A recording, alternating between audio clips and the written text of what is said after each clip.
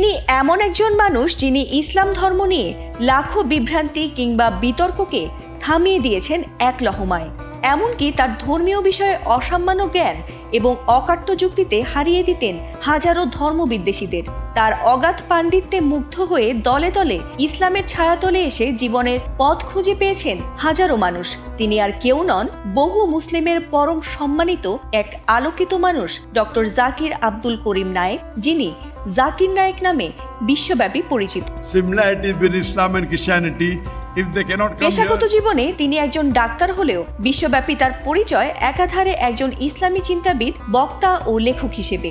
ধর্মপ্রচার কিংবা মানবিক সংস্থাগুলোর আমন্ত্রণে বিশ্বের প্রতিটা দেশে তিনি বিভিন্ন অনুষ্ঠানে অংশ নিয়েছিলেন। তবে গত বছরের পাকিস্তান সফরের পর তার বাংলাদেশি ভক্তরা অধীর আগ্রহে অপেক্ষা করছিলেন যে কবে দেশে আসবেন তিনি। এবার বোধহয় সেই অপেক্ষার প্রহর ফুরালো। অবশেষে প্রথমবারের মতো বাংলাদেশে আসছেন বিশিষ্ট ইসলামী বক্তা ও ধর্মীয় চিন্তাবিদ ডক্টর জাকির নায়েক। আর তাতে যেন ইতোমধ্যেই বেশ উৎসাহিত দেশে থাকা তার অগণিত ভক্ত। আগামী 28 অথবা 29 নভেম্বর ঢাকায় মেগা লেকচার ইভেন্টে অংশগ্রহণ করবেন ডক্টর জাকির নায়েক। এই তথ্য নিশ্চিত করেছেন স্পার্ক ইভেন্ট ম্যানেজমেন্টের প্রোপাইটার আলী রাজ। তিনি জানিয়েছেন, আগামী 20 অক্টোবর এক কনফারেন্সে প্রোগ্রামের বিস্তারিত সময়সূচি এবং স্থান ঘোষণা করা হবে। তবে শুধু ঢাকাতেই নয়, বরং দেশের অন্যান্য শহরেও অনুষ্ঠান আয়োজনের পরিকল্পনা রয়েছে।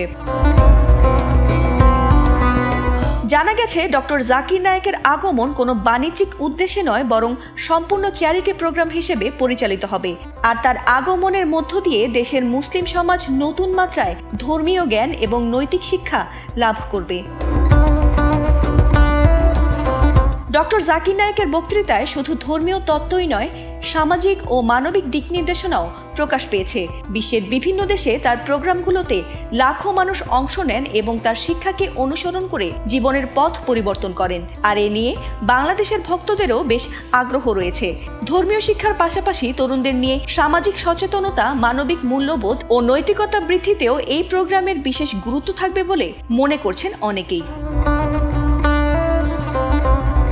ফাতিমা সুলতানা, এটিএন বাংলা।